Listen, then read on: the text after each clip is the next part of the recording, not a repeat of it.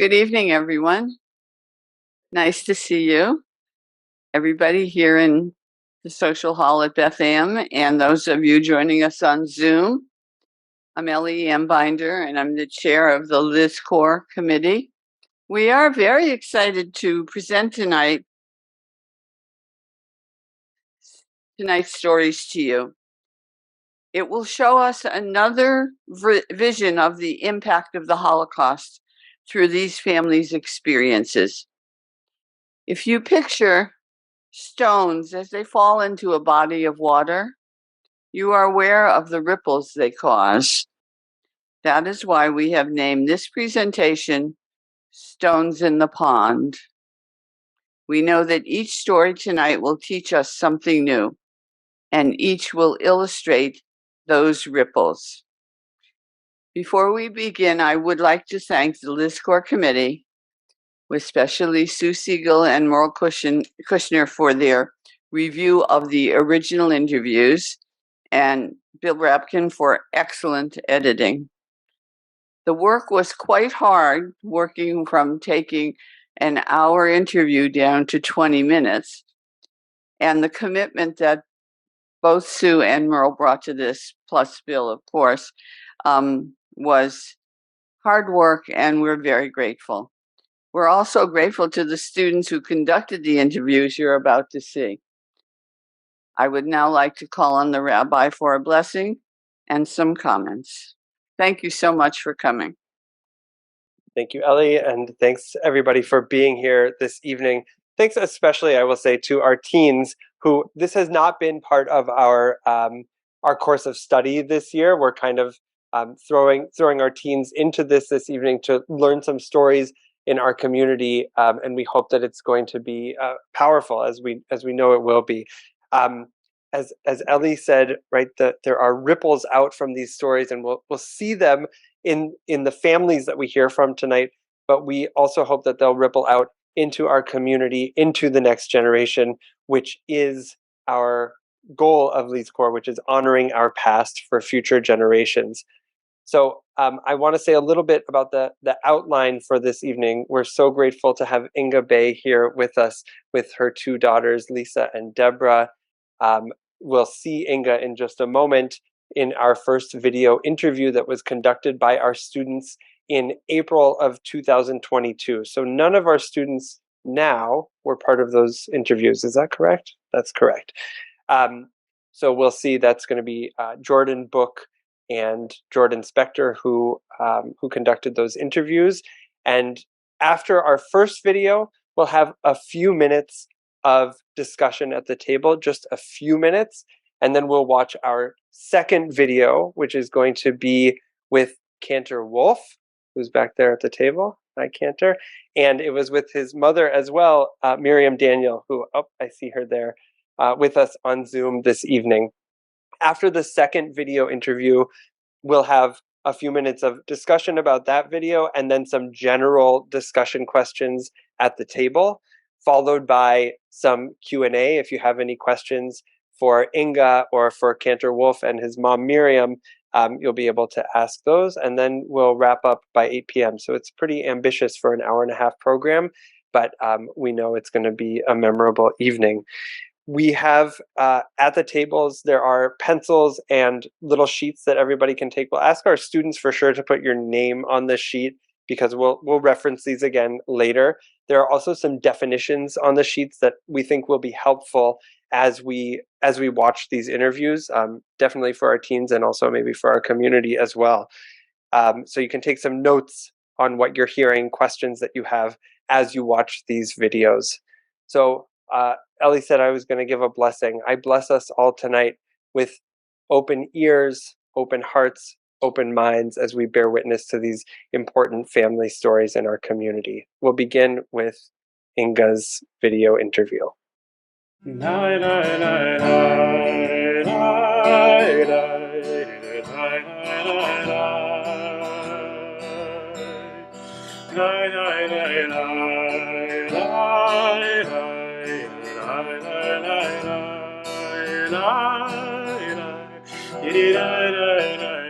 Do you mind if you just tell us your name? Inge Baye, B-A-Y-E. My name was Inge Marion Nachum. That's my maiden name.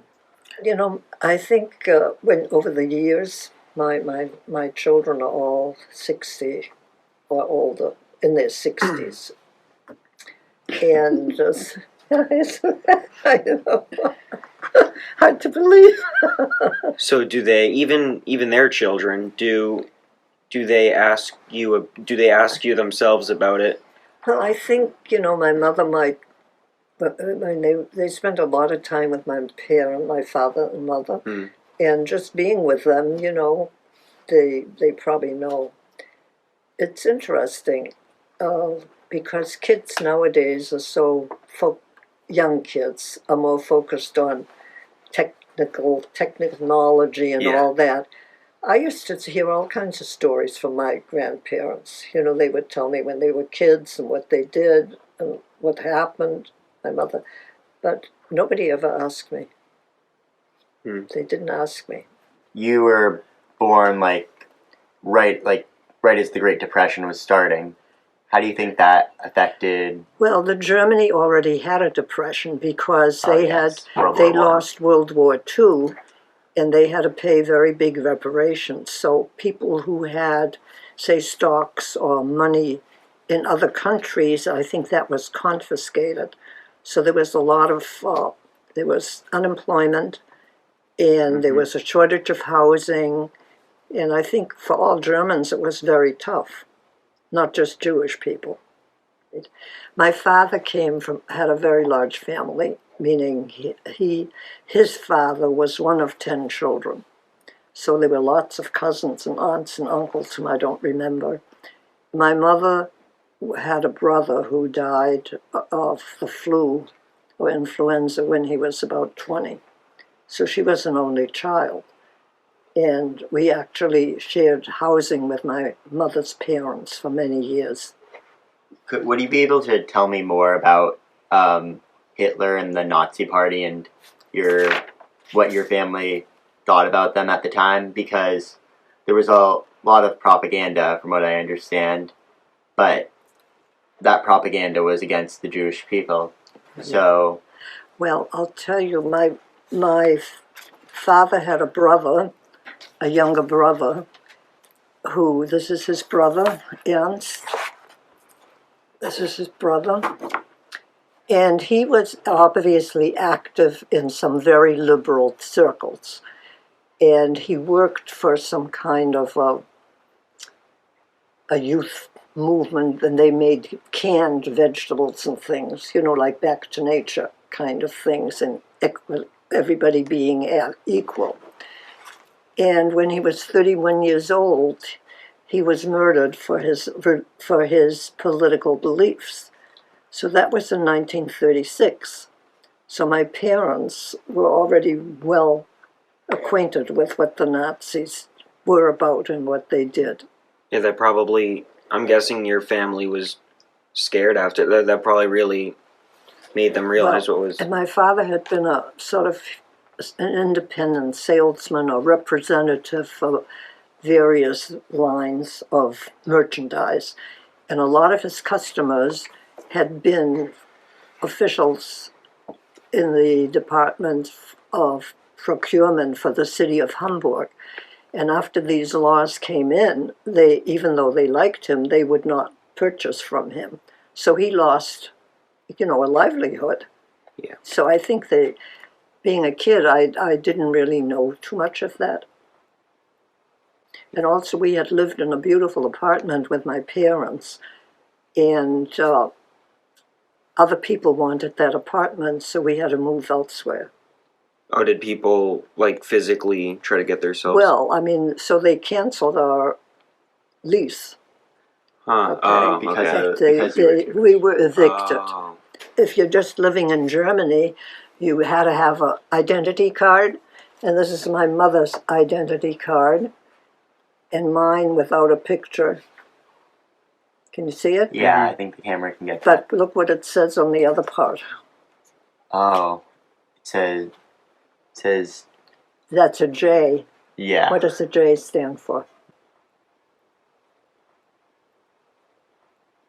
what made your family realize that things were getting bad and they were only going to get worse? Well, I think there were many restrictions on Jewish people. Number one, kids couldn't go to school, men couldn't work, and by 1938, the dentists couldn't practice, but you couldn't go to a non-Jewish dentist either because he wouldn't accept you as a patient. It was a police state because if you did the wrong thing, you would be arrested. I mean, if you went on the playground where it said no Jews allowed and some other kids would point their finger, they didn't have cell phones to call anyone, but if somebody were in the neighborhood, they might have just kicked you out.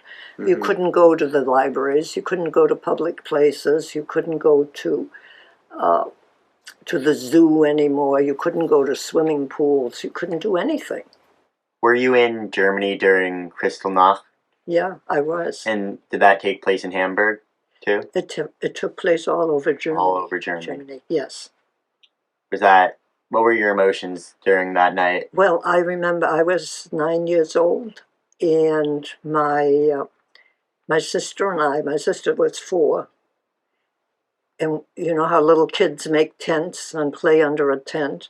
That's what we did that night, and I think my parents encouraged that because the SR came to the doors, and they were rounding up men, just men. They were just arresting men, Jewish men. And our landlady, we lived in an apartment house, our landlady said that my father had passage to America and he was leaving in December, and they did not take him. They did not arrest him because he was going to be leaving the country. I see. He had all his papers. Your family did leave at, when you were scheduled to leave for America? Yes. Okay. My father left in... I think the 1st of December, 1938, mm-hmm. and the consulate for America had not approved the sponsorship for more than one person. You have to have a sponsor to come to America, and you had to have a number, an immigration number. Mm-hmm. And a lot of people wanted to immigrate, but the doors were not open, to everyone. They had a quota. Our sponsor in America was my father's first cousin, and the American consulate deemed that he did not have the means to support an additional 4 people in America. So they said he could sponsor one person.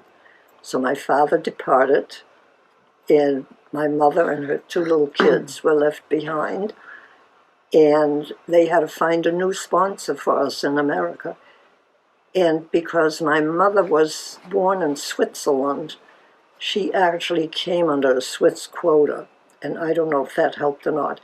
But we found a well-to-do relative living in Long Island, New York, who sponsored us.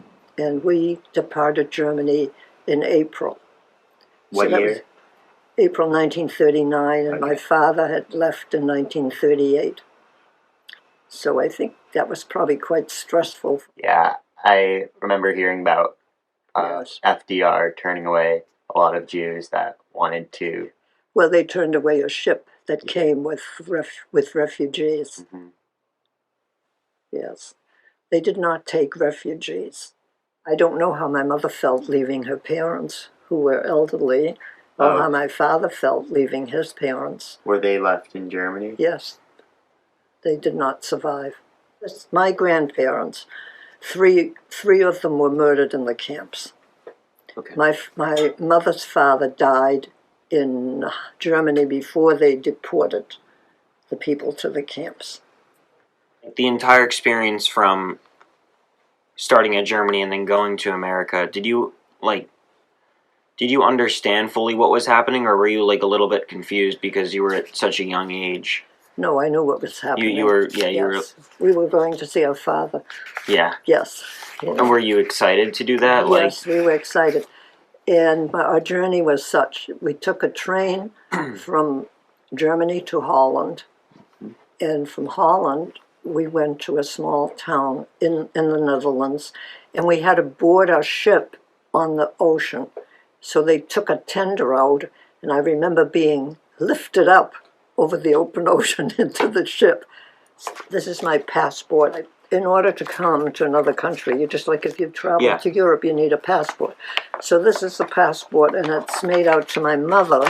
And then they have 2 pictures, and that she had identified as traveling with 2 kids. And then my sister and I are pictured here. And that's for traveling from. Anywhere in leaving Germany, wherever you could Okay. go with a passport. Okay. We lived in a small city called Bangor, Maine. Man. And there were maybe 4 German Jewish families there. We were not terribly welcomed by anybody else who was Jewish, except the kids, were friendly to me and people who lived in my near neighborhood. And they had 3 synagogues in a small town because each one had to have their own. I mean, there were people who were from Poland and people who were Russian, and then there were the Litvaks. They all had different synagogues. And which one And did you join? my mother went to a synagogue with her sponsor cousin, and everybody turned and stared at her, and she never went back. Did you ever reconnect with anyone that you knew back from Germany? No Christian people. Okay. No Christian. I did go to Germany as a guest in the 1996, I think it was, and I sought out the girl that was my neighbor with whom I had been friendly, but they couldn't find her anywhere in the records, so I don't know, maybe she was killed in an air raid, or I don't know what happened to her. I kept in touch with friends from my school because they were all Jewish, and they had those that had immigrated I could keep in touch with. My best friend moved to Argentina, and I still correspond with her brother. She passed away quite a few years ago. How did you feel returning to Germany in 1996? Like, was it, because I'm sure you were aware of the atrocities that happened after you left? Yes. Well, they're trying to right the wrong by those that survived. So they gave reparations to people, meaning that they paid them. I received some money for an interrupted education.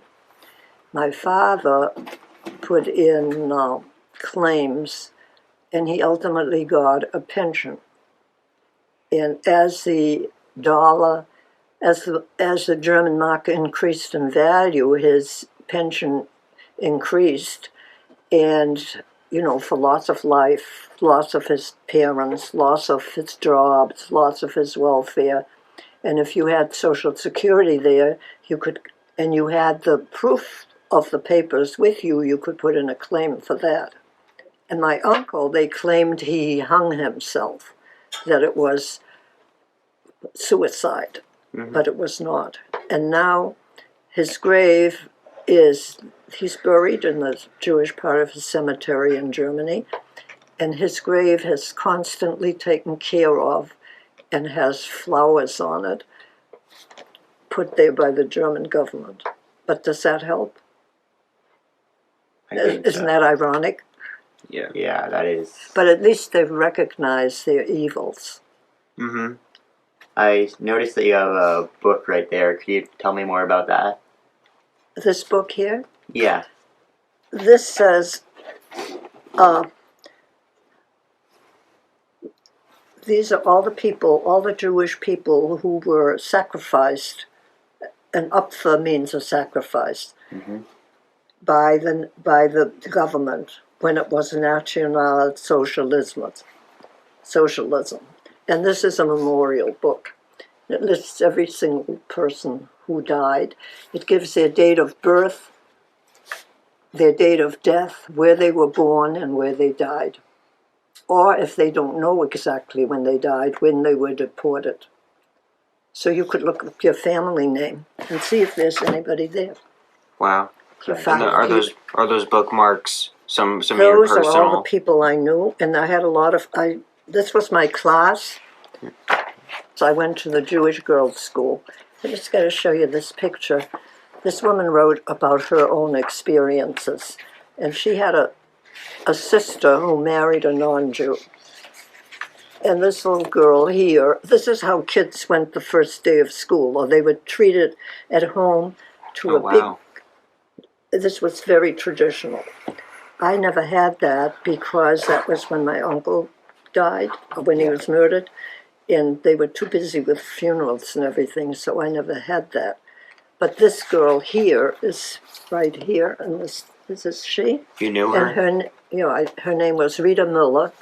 Her father was a non-Jew, and when the Hitler things came into being, he divorced his wife, and he never acknowledged his child. Had he acknowledged her, they probably would not have been deported, but the mother and child died in Auschwitz. Wow. I counted up, my father's was my grandfather, my father's father, was one of 10 children. There were 30 people in that book who were from that family who died. Those were just from the list that I have on a family tree. 30 people. And all the ones who were second cousins or something that we don't know about. There's so many. And when I went to Berlin a few years ago, one of the memorials is railroad tracks. Mm-hmm. It's in a suburb of Berlin. And into the ground, into the cement grounds, are memorial plaques, or written in the cement, the names of people who were deported from Berlin. And you see, the railroad track is way down. It's like you're standing up here and you're looking down, but all the names are here. And I found that one of the most difficult memorials to see, because it was real. I never went to Auschwitz. My grandmother died there.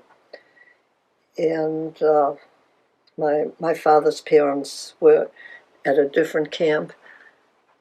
And it's just, heartbreaking to see all that. Thank you for sharing that. Yeah. You just said a second ago that you didn't know about the whole concentration camp thing, until after the war? After the war. So what was your initial reaction when you... I really don't remember, but I'm sure we were all quite sick about it. Yeah. Yeah, it must be such a awful thing to hear. Yeah.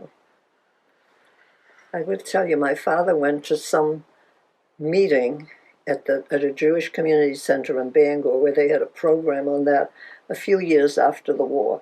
And you know what someone said to my father? But they were old, weren't they? I mean, can you imagine saying that? A Jewish man said that, but they were old, weren't they? And that's not even accurate. They sent... Can you believe that? What difference does it make whether somebody is old or young when they're put to death or starved? I think it's very difficult for people to comprehend the atrocities that went on, because it's so mind-boggling, really. The entire tragedy that happened, did it really affect your life as, afterward? Would it always come up in your mind? Would it... I think it made me who I am today. I do. I think I was always self-protective. I would not ever apply for something where I would be judged, meaning a sorority or a fraternity or anything like that. Why should someone judge you? Yeah. Or exclude you for some reason. So I would not join a group like that, nor would I apply for that. Did you feel any anti-Semitism when have you felt any in America yourself? I'm kind of sensitive to that. Yes, I have. I was a dietitian once upon a time, and when I interviewed for the internship, they sent me to a representative of the company who had an insurance agency, and he made the remark that he knew some very nice Jewish people. And I find that very offensive, that remark. I mean, he didn't mean to be offensive, but it is. I would not put myself in a position where I'd be judged because I'm Jewish. At this point, I want to give you the opportunity to share anything that the world needs to know, or at least the people watching this interview might need to know. I think now what's going on in a lot of, like the March on Washington, what those people did, Last year. storming the Capitol, who would have ever dreamed that would happen here? And those are Nazis. Those people are mainly Nazis. Like literal. Yes. Yeah. So They are really, really Nazis. would you say that the neo-Nazi movement is concerning you right now? I think it's very dangerous. I think it's very dangerous that there are so many people in this country who feel the way they do. Not vaxxing, not being, it doesn't matter how you show yourself. If you're not for the common good, you're not democratic. I think people need to be kind, and they need to be considerate of other people and understanding, and we all have our differences, and I don't think you need to be judged because of the color of your skin or the way you look or if you have a handicap, because there's a valuable person in every individual.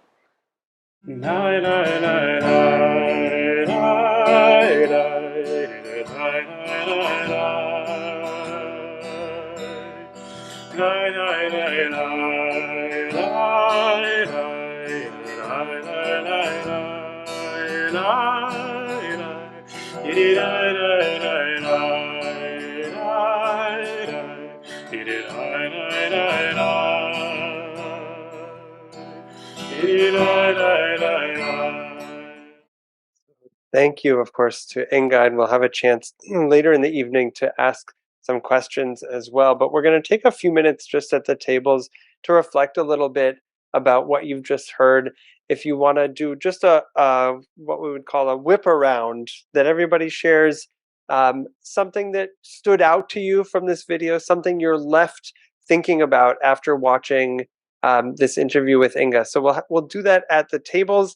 And on Zoom, if folks want to share, just for a couple of minutes. And if you have questions that you're wondering that you'd like to ask a little bit later, we invite you to write them down now, because we're going to watch the second video with Cantor Wolff and his mother in just a moment. Okay, about an hour ago, Ellie called me and asked me if Alan and I would moderate tonight's discussion on Zoom. So I think that this is what this is. So unmute yourselves and, give us some impressions or questions that you had following the discussion. Why don't I start it off, because I just wrote down something that Inge said. She said something to the effect of that it was hard to imagine atrocities when they heard about them after the war. And all I could think of was what happened in Israel a couple of weeks ago. That it was hard to imagine seeing the things that I saw on my TV set in my family room. And that, it's that line, never again, comes to mind. That's my impression. So who's next? Sue. Susan. I found a book. I don't know if Inge, if anybody can see this. It's a book that I found. It's around the people that were taken or left Marburg, which is where my parents came from. Small towns, 2 small towns outside of Marburg. It says unknown, taken away people from the Landkreis, which is county of Marburg, 1933 to 1945. And inside that book, that's my father, that's my aunt, that's my great-grandmother, that's my grandfather, and that's my dad. Wow. And they left in, my aunt made notes, arrived U.S. New York, September 23rd, 1938, aboard the SS Columbus. And I have other relatives. My great uncle is in here as well. And there are so many people in this book that they came to New York. They all lived in New York. And some of them, my grandmother was one of 13. Two of her brothers went to Eindhoven, Holland. First they went to Argentina. Then they went to Holland. I visited them when I studied abroad in 72, 73. So we'll have just a 1-minute warning, and then we're going to show the next video. Okay, does anyone else, I'll stop here if anyone else has any comments. Rob, did you want to say something? Yeah, one thing that struck me when she commented that her, I think she said that her grandchildren haven't ever really asked her. And, you know, I think I'm guilty of that as well. And I wonder if that's just kind of what happens the further you're removed from it, right? That each generation, and that's why these types of programs are just so important. That's all. Yeah, I could probably comment on that later, because my mother was a Holocaust survivor, and my grandchildren did ask her about it, but we could talk about it later. As did his wife, who married into the family. So I think that when you are a child, you don't really think to ask. My grandmother and grandpa came to New York in 1921 with their children, and my grandma tried so hard to get her sister to come from Poland, and she would not come to America, and she did wind up dying in the concentration camp. I never thought to ask my grandma what the feeling was. So I think as a youngster, you really don't know. As we mentioned at the outset, the evening goes quickly, so we're gonna end conversation for now at the tables. After our second video, we'll give a little bit more time for conversation. Our next video is going to be with Cantor Wolff and his mother, Miriam Daniel, who, as I mentioned, is joining us here on Zoom tonight, sharing Cantor Wolff's grandfather's story.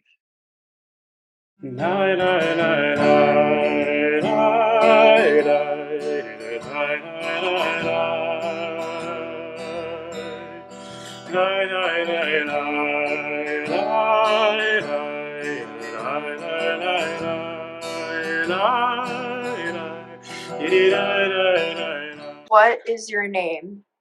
I am David Wolff, or you guys can call me Cantor David Wolff, and I am Miriam Daniel. What is the person's name you are speaking about? we're speaking about my grandfather and my mother's, by the way, this is my mother, my mother's father, Gerard Daniel.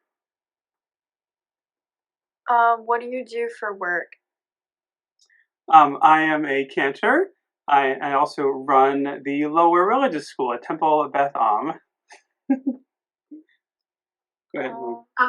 I'm retired, and I actually do a lot of work on projects for the reform movement in the Tel Aviv area of Israel. What did the person you're speaking about do for work?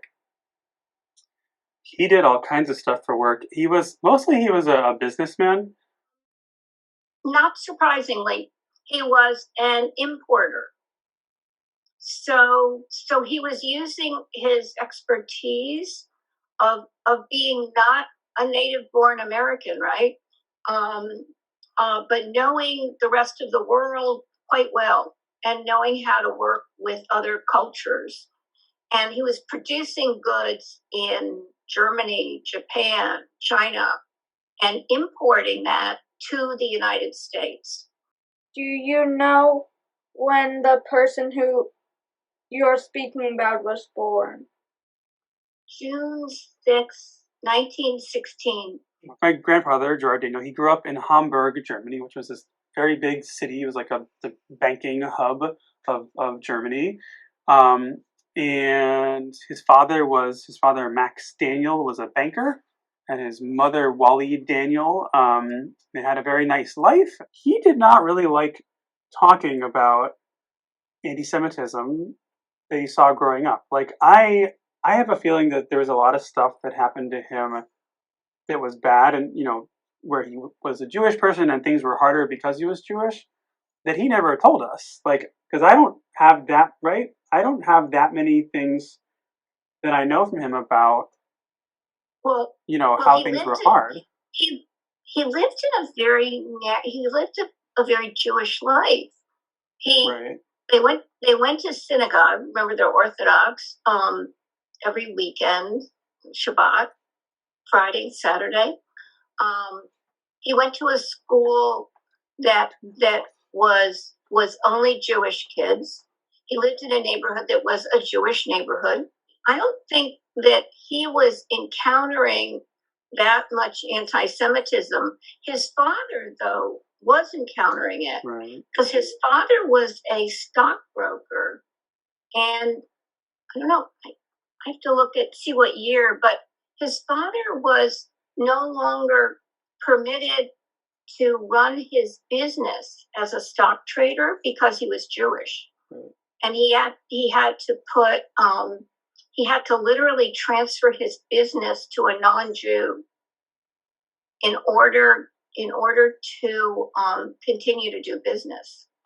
He was the youngest of 3 boys. So the oldest was Bill. Bill left Germany before my granddad had actually moved to America, and I knew Bill. And then the middle brother was named Norbert, and Norbert actually died of leukemia when he was like 13 or 15 or something like that, which was, of course, really sad. And I think, it affected apparently my great-grandmother a lot, and she basically was just very sad after that happened. And I think it also affected my granddad a lot. He would occasionally talk about Norbert, and it affected him like visibly, even 70 years later. Norbert's death,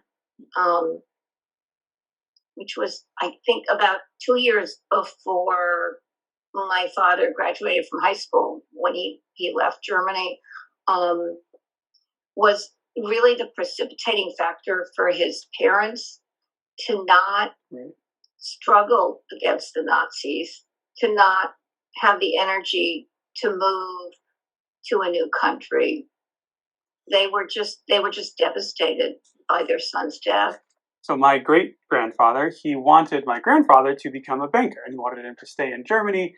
So he arranged this like really fancy, impressive banker's job in Holland. The vast majority of the Dutch Jews were all killed because the Dutch government basically worked closely with the Nazis.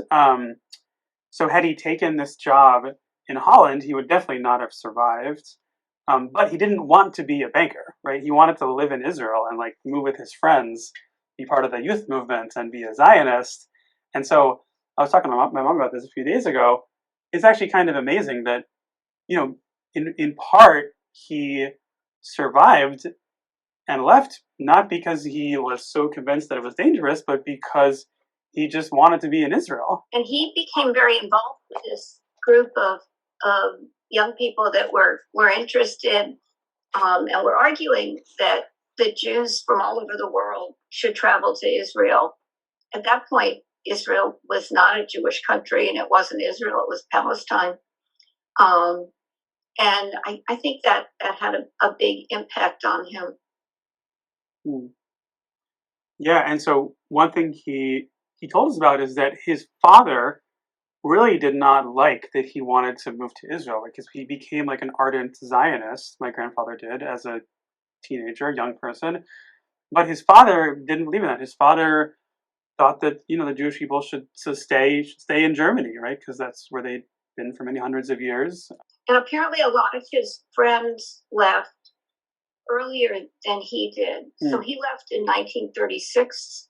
A lot of his friends left more in the like 32, 33. So it was fairly clear to young people that life in Germany did not have a future for them. At the point that he graduated from high school, Jews were no longer allowed to go to the university. Mm. Jews had been thrown out of the public school system and had to attend Jewish schools. He actually made a lot of money tutoring Jewish kids about Judaism who were in his Jewish school and had no idea what they needed to know because they had all come from the public schools where they had been thrown out. Right. So these are my great grandparents, right? The parents of my grandfather. So 1938, they went to Palestine to visit my grandfather to like see how his life was. And they were out of Germany, right? They were basically like safe. They could have stayed there. They could have gone somewhere else, but they just didn't think they had to.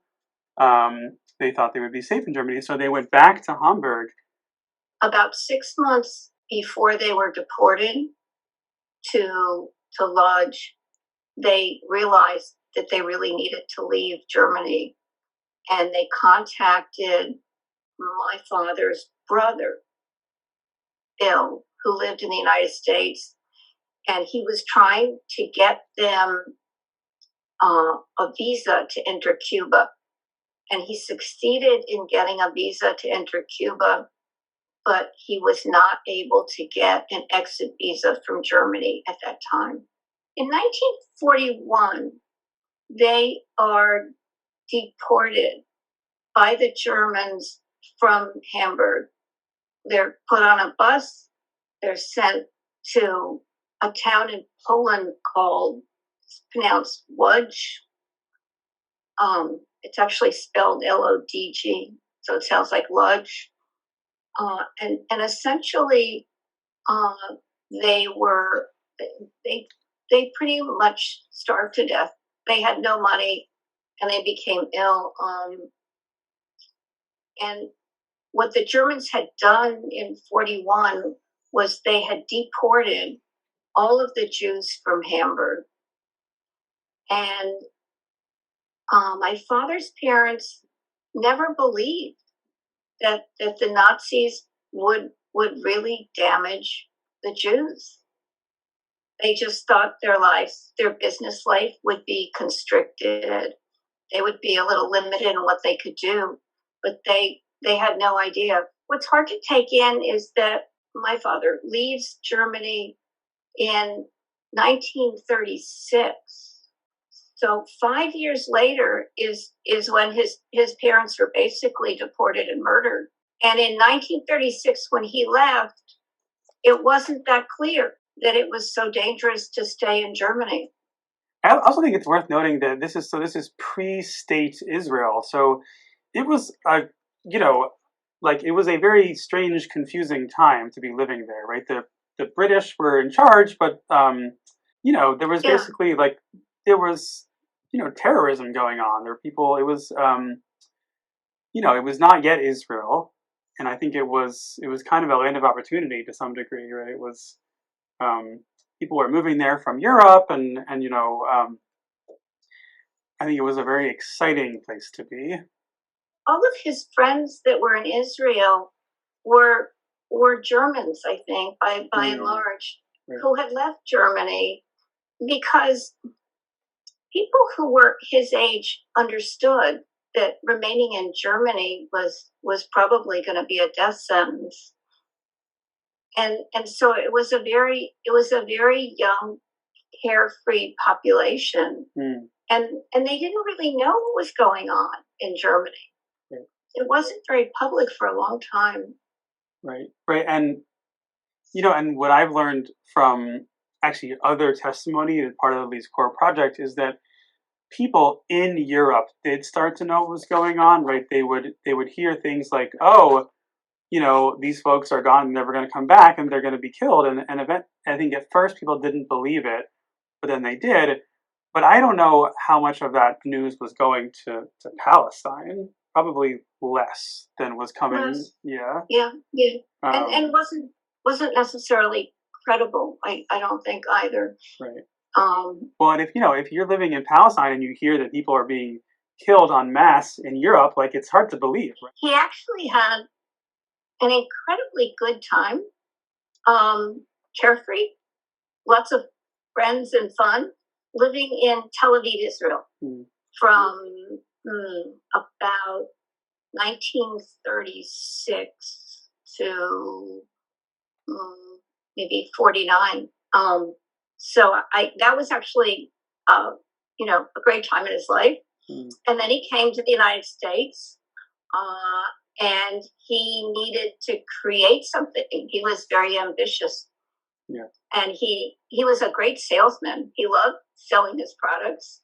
He loved making his products. He had a lot of fun, actually, in his business career. At some point, he realized in Israel there wasn't an opportunity for him. Like, he was super ambitious and he wanted to become this important person. And I think he found out in Israel that it wasn't going to happen for whatever reason. So I think for him, it was kind of like the land of opportunity. Would you kind of agree with that? Like, for him, it was like he had to go to America, where he could, make something of himself. Israel was a socialist state, right? Which meant that individuals could not really succeed in business, and when that became clear to him, he decided that he wanted a larger stage with fewer rules, and he did very well with it. And then in the United States, he also became very, very involved with Reform Judaism and supporting it, and then eventually going back to Israel, which was had been his home, and building Reform Judaism there. He was a pioneer. Yeah, I mean, even though he didn't want to live in Israel, he had this incredible love for Israel that he talked about a lot. And like Mom said, he gave back in a huge way to Israel, and and that's very much a part of me also. I lived there for 2.5 years, and I love Israel, and I want to go back. I always want to visit. Well, actually, what was interesting is that for both of my parents, they never really formed very close relations with anybody in the United States. They felt to a large extent like they were Americans, and the kind of close relations they had with Israelis and with people from Israel and people from Germany, German Jews, was a very, very different animal. Mm-hmm. That's part of the immigrant experience. For all of Bill Daniel's life, the most important person in his life was Jerry Daniel. That was my father, and it was very close to that on Jerry's side too. But they were very important to one another. It was as though they defined their place in the world. Well, and Bill was his connection to how they stood, compared to the other brother. Right. Well, and I think on some level, Bill was probably his only connection to his parents, only living, right? And to his life in Hamburg. He had this friend. He was incredible. And Aaron Landau lived also a very long time, right? And so he had this friend who lived, I guess, near him in upstate New York, where my granddad lived for a long time, Aaron Landau, and they were friends in Hamburg or in Hamburg? Yeah, they had gone to school together. Right, which is incredible that like he had this friend from 80 years ago in Germany who also got out and survived, and they were friends, and they would, I don't know, what would they do together? Any details for that one?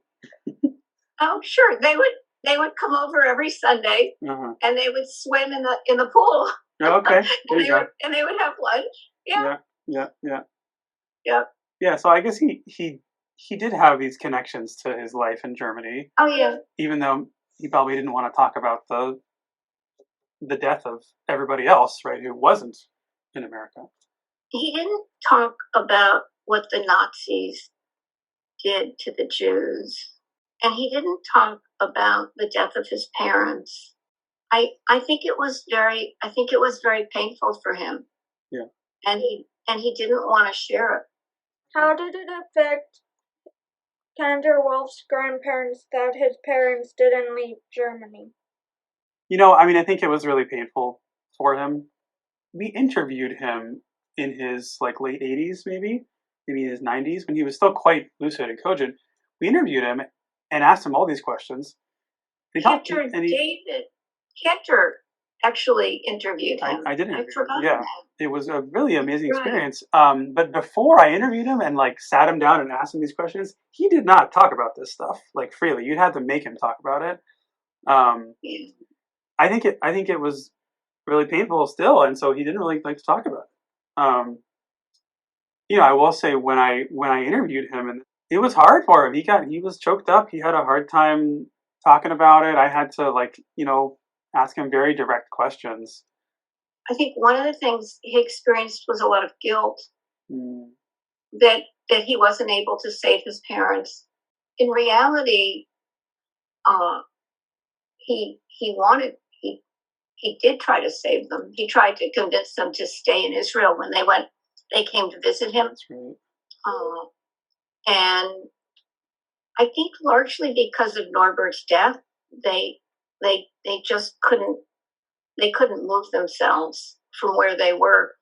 But I think as he became older, he felt more and more the weight of their loss and guilt that he had not succeeded in saving them.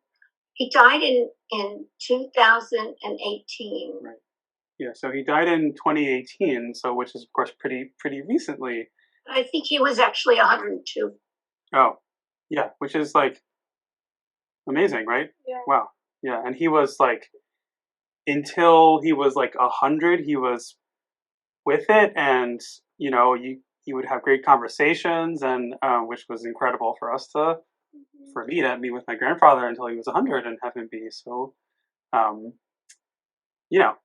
so present. So after he died, we went to his apartment in Maryland, and we cleaned it up. We looked around, and we found my grandmother's date book, little calendar thing, this big little tiny book from the year 1948, which is amazing. So and they were still in Israel, right, in Palestine, right? Right. So it was her date book from my mom was 1 year old, and my grandpa is living in Israel and trying to move to America or France, and so we found this date book, and it has my mom's birthday in it, and it has shopping lists, and they're all written in and they're written in a mix of Hebrew and German, because they lived in this mix of Hebrew and German.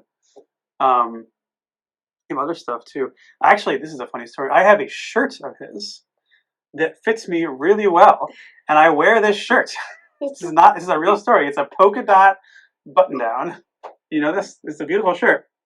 Yep, black and white. Yep. Yeah, beautiful shirt. How does this affect you today? Well, I will tell you that my decision to be a cantor is certainly affected by him. When I was in cantorial school, this is about 4 years ago, I led part of his funeral. I sang some of the holy texts at his funeral, and it was a really difficult, really powerful experience that I went through, and I don't know. I think I learned a lot about sort of how to be a cantor, through that experience. And also, we miss him. I miss him. I think about him a lot, and I was close to him, and I think about his story. It's our story. It's my life. So I often think about sort of Jewish history and how I'm a part of it and how he is a part of it, and sort of how does it work? How do I get to be a Jewish clergy person outside Boston, right? How does it work? Well, he was here, and his parents died in the Holocaust, and he went to Israel, and then my mom was born in Israel, and and so I think about the way that my family's story and his story brings me to be who I am. I would say that we're all we're all very defined by the experience that the family has had. I certainly would not be playing the very large role that I do with the reform movement in Israel, were it not for my father and for my birth in Palestine. I just joined the board of the nonprofit that trains Israeli rabbis to be reform rabbis in Israel. That's certainly not a role that I would have taken otherwise. So I would say I would say that we are, all of us, very impacted by my father's identity in life. And the reason, I think one of the reasons that being Jewish was so important to him was because there was so much loss that was involved with it.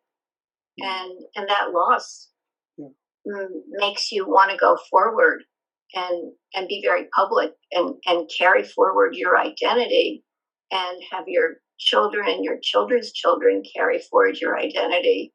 So that for him, having Jewish grandchildren was like incredibly important.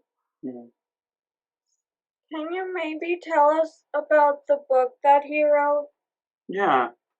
Well, he did. So he didn't exactly write the book. So you're right. It was a lot of it was me. I interviewed him, and then he recorded all the interviews, and we gave it to a person, like a writer, right? They took all these interviews. It was many hours of me and some of my cousins talking to him. Basically, took what he had said, and kind of put it into the book.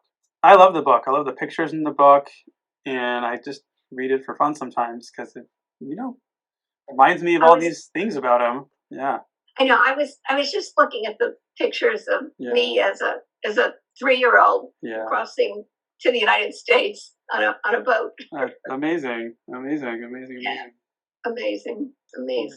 The human spirit can do some pretty magnificent things. Mm-hmm.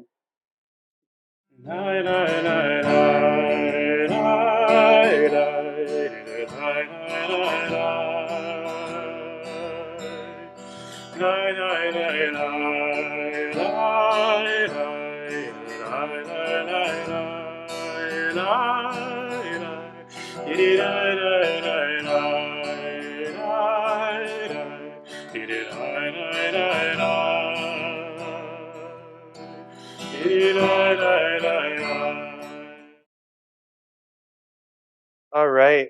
Wow. Thank you to Cantor Wolff and to his mother Miriam, and to Sammy and Nina who took those interviews. And actually, Sarah was with them. Sarah was in the room with them.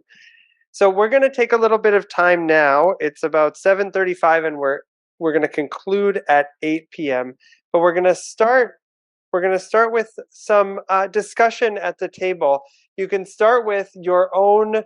What stood out to you? What questions are you left with from this interview in particular?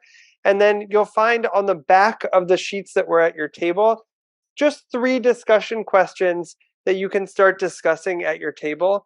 We'll give about 10-ish minutes for that discussion, both of the interview that you just saw and the 3 discussion questions on the back. We'll wrap up in about 10 minutes. We'll give some time for some question and answer with Inge and with Cantor and Miriam. We're looking at the chat.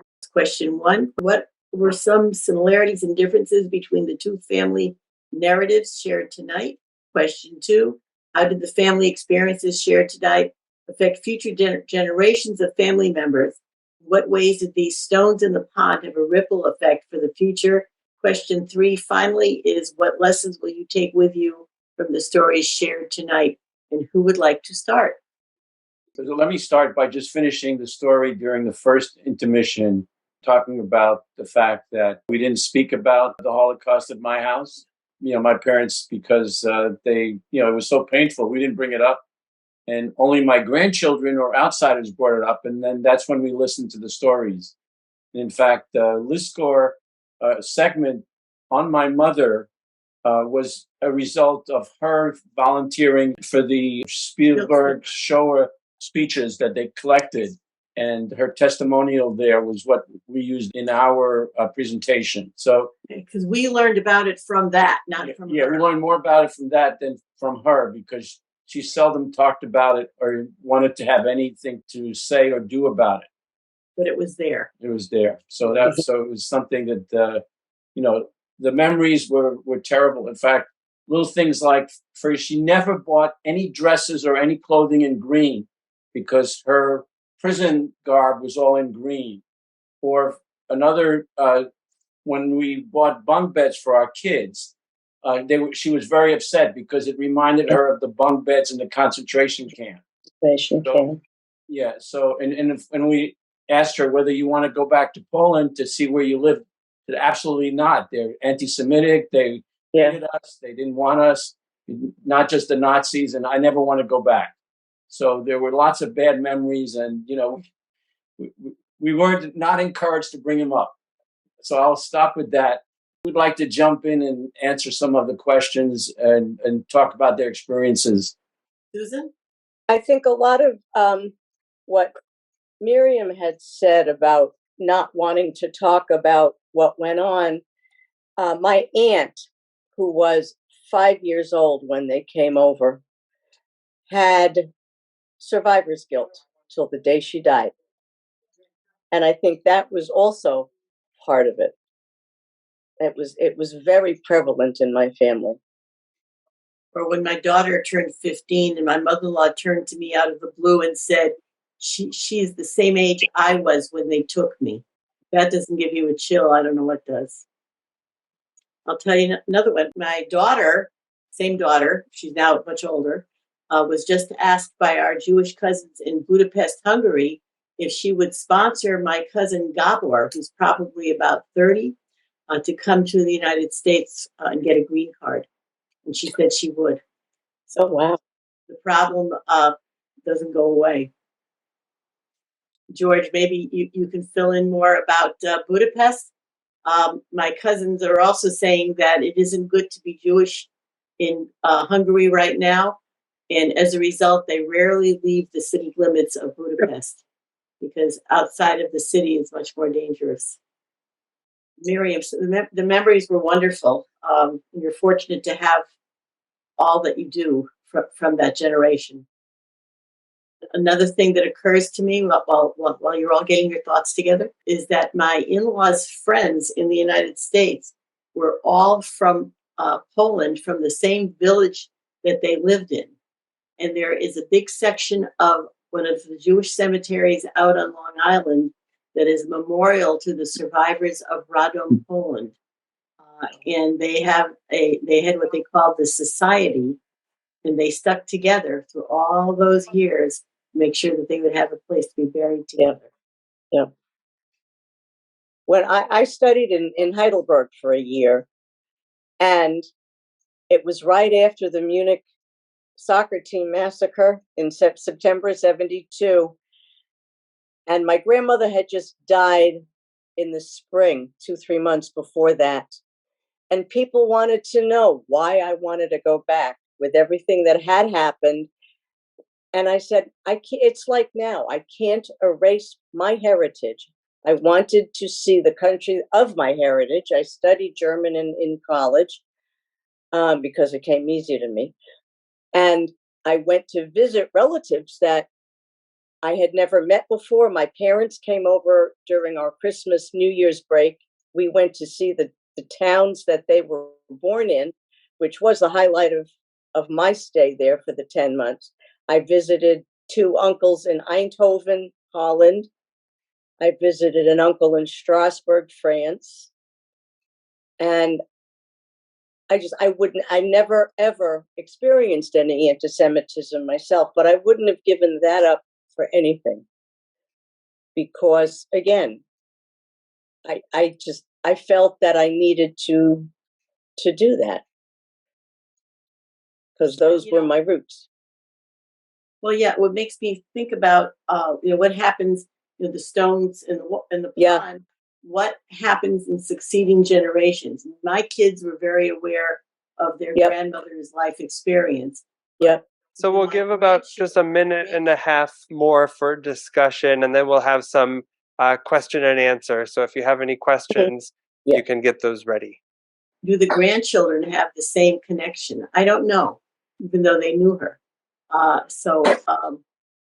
What are some other family experiences that we could share about future generations of our family members, feeling the connection? Like going through the three questions, there are a lot of similarities, between the ghettos that were formed after the Germans took over Poland. My parents were in Poland. My father escaped to Russia and survived the war in a POW camp there. But my mother was in 7 different concentration camps and survived by luck. The similarities, differences, though, the Jews were treated the same. They were herded into a ghetto. Their apartments were taken away, etc. I think it definitely affected me because, in terms of when I was brought up, I was very aware. My parents were very strict and so forth. And then, even with my grandchildren, they try to be very strict too.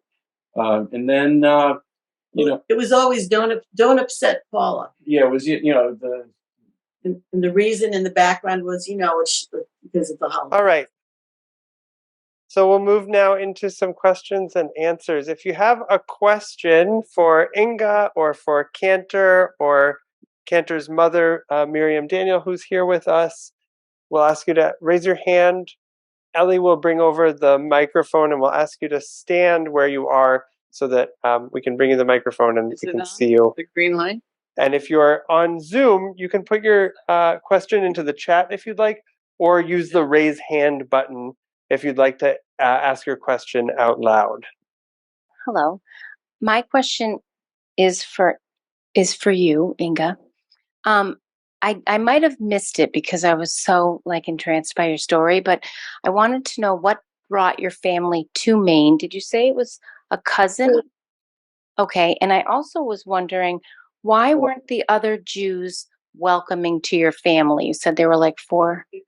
I think many of them had not been, century-long residents either. Were probably, some of them were probably post-World War I residents. And they maybe just not have had, they didn't really like German Jews. They really didn't.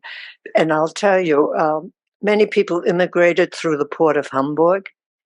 I read this later on. I'm not familiar with it. And you remember in the 30s, a lot of men wore top hats. And they really resented that. People coming from the shtetls probably weren't familiar with the way people dressed and acted. They were there. They were not as educated in formal ways. They were educated in Judaism. And I think the people who were well off in the Eastern European countries didn't have to leave because they probably had positions of authority of themselves, and they didn't live in the shtetls. I'm sure there were many Jewish people living in the big cities in Poland and in Russia just as well because they had communities too. So I think they felt put down a bit. I'm curious to know what was it like on the boat coming over. You said it was your birthday. What was the experience like to leave Holland, the Netherlands, and travel on the boat to land in America? Just so you all know, this is one of Inge's daughters. It's her grandson, her other daughter. And that's so interesting to me that you're asking her this question in this context. My mother, my sister, and I, we traveled on a not a terribly large ocean liner, and it was all one class, meaning you didn't have first class, second class, tourist class, or whatever. Did you have your birthday on the boat? I don't think. I really don't remember my birthday. I don't think it was a big deal for anybody, but maybe me. Okay. And yes, it's very interesting. we had a very wonderful thing on the boat that they served, and it was called canned fruit cocktail. And every place we went when we arrived in America, at family in New York, various families lived in New York, everyone served fruit cocktail. And that's what I remember that. And it must have been something unique and special when it was first produced. What was it like for you as a child before you left? You know, a lot of my friends had either for me or were leaving afterwards. In the classes, we changed from one school to another to consolidate. They had girls' schools and they consolidated with the boys' Jewish school. So I went to school for like 3 days before we left, or a week. And so most of my friends were not there anyway, you know, so it was just change was in the air. Inge, I'm curious because I'm not sure that we saw it so much on the video.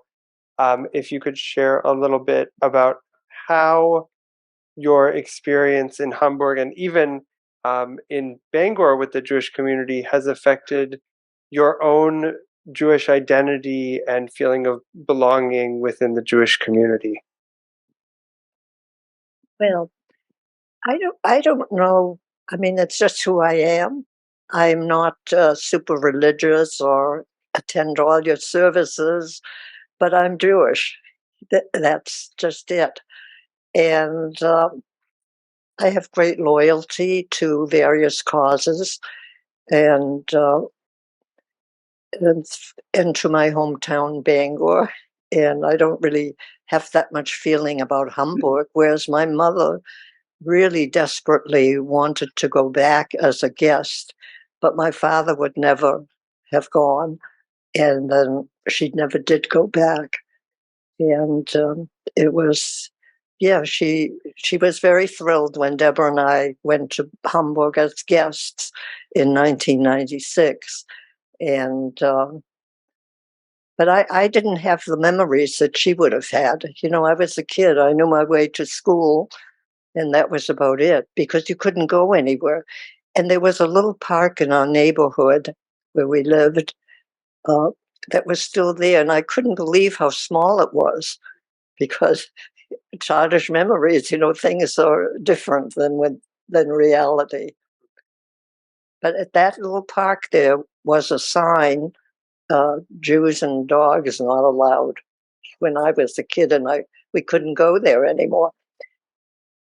However, all the homes that I lived in had been bombed, so the neighborhoods had totally changed. So I couldn't go to see any homestead that I had ever lived in. It's interesting.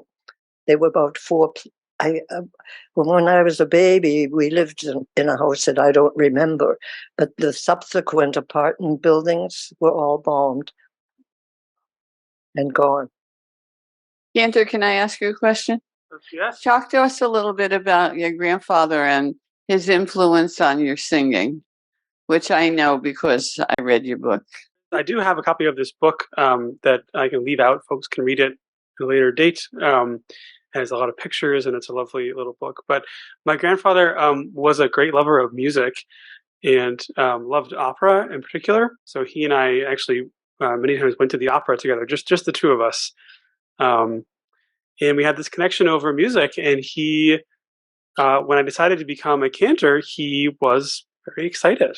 You know, as part of his history and our family history and his love for music and my love for music. And, you know, I think for him, you know, I guess he passed away before I graduated from cantorial school. So before I became a cantor, but he was very excited that this was where my life was taking me.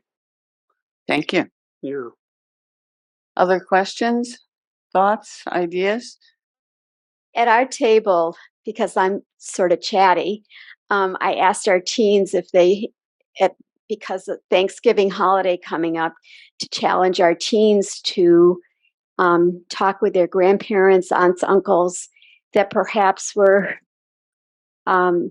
the first generation of Americans here, and what would they want to talk to them about, and to start to create their own family histories to connect the dots, so we don't lose those wonderful stories. Ellie, were you going to say something? I'm sorry? Were you going to say something or no? Well, I was simply going to say to all of you that the reason that LIZKOR exists is because we're lucky enough to have in our congregation people who live the experience. And we want to make sure that the next generation, you kids, you, the grandson, have the privilege of meeting people who live the experience, because that's what makes it real. And that's why we want that. That's why this project started. And it's really important that we make sure that it doesn't happen again. If I could add one more piece to that, to what Sue was saying, this last year we had Anna Tucker from the Framingham History Center who shared, I think it was around the time of Passover, so it was around the Seder table, creating your family history. And we have that video available as well. It's applicable to the Thanksgiving table as much as it is the Seder table. So we can make that available also for our students, especially as Thanksgiving comes up. Thank you.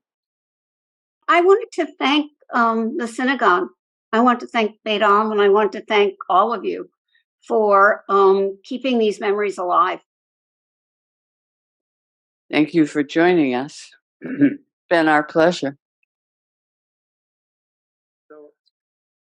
And thank you for being on Zoom a couple years ago, and for being on Zoom with us tonight, and for sharing your family story, Cantor and Cantor's mom, Miriam, and Inge and her daughters and grandson who are here this evening. Yes, Ellie? One last question.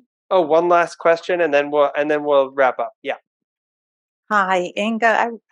Thank you so much for speaking. And I wanted to know, you mentioned that in Germany, they tried to make up for some things, and I think you talked about reparations of some kind. Was there anything else that you felt showed that they did want to make up for things other than giving money to people who were so damaged?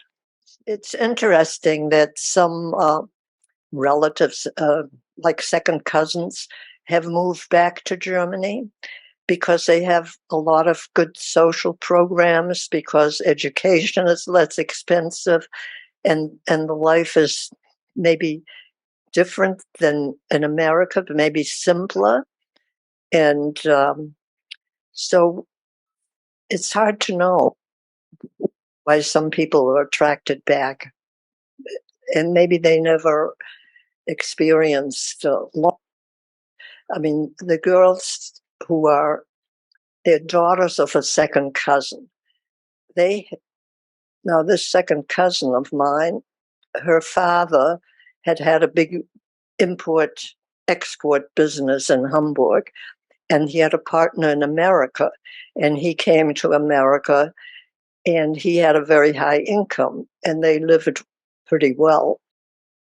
And the granddaughter, who is a product of two German Jewish parents who were both born in Germany, she is happy living in Berlin with her family. So I don't know. I can't speak for everybody. I myself, I did go to Germany with Max Michelson a few years ago when he was the guest of the government. And we were in Berlin, and he participated in a forum with another speaker. And I mean, we were treated very well by the Germans. And it was I mean, we saw all the monuments and everything, you know, when the Holocaust memorial in Berlin, which is really very impressive. Yes, but I would not want to live there again. Thank you. Thank you. So we're going to wrap up. Thank you, everyone, for being here this evening, for having open ears, open minds, open hearts as we heard these very, very important stories from Inge and from Cantor and his family. Thank you to our teens for being here and again sort of being thrown into it tonight. We'll be sort of debriefing a little bit in a few weeks, and really, really grateful to Bill and to Howie for their help with the tech tonight. And again, Bill for putting in many, many hours on these videos, tightening them up from an hour plus into about 25 minutes with the help of Merle and Sue, who watched these videos and really, really documented, what are the pieces that we want to make sure to have, and to Ellie as well, as our LIZKOR committee head, and to our wonderful LIZKOR committee. What an honor and a blessing it is to be sharing these stories with our community and honoring them for future generations in this intergenerational program tonight. So thank you. Thanks for those of you who joined us on Zoom, and we wish you all a Laila Tov.